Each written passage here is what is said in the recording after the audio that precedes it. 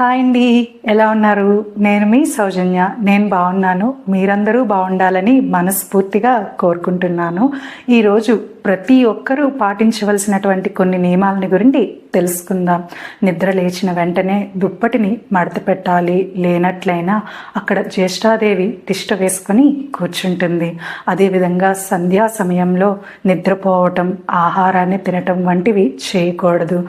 ఆ సమయంలో పూజ చేయడం కానీ ధ్యానం చేయటం కానీ మంచిది. అదేవిధంగా వెళ్ళినటువంటి ప్రతి దేవాలయం నుండి ప్రతిమలను తెచ్చుకొని ఇంట్లో పెట్టుకొనరాదు. మన పూర్వీకులు మరియు మన పెద్దలు పాటించేటువంటి ఆనవాయితీలను మరవద్దు.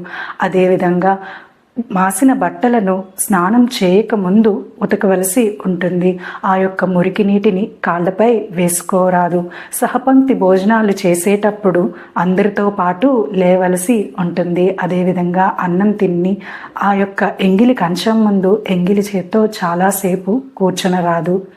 స్వస్తి.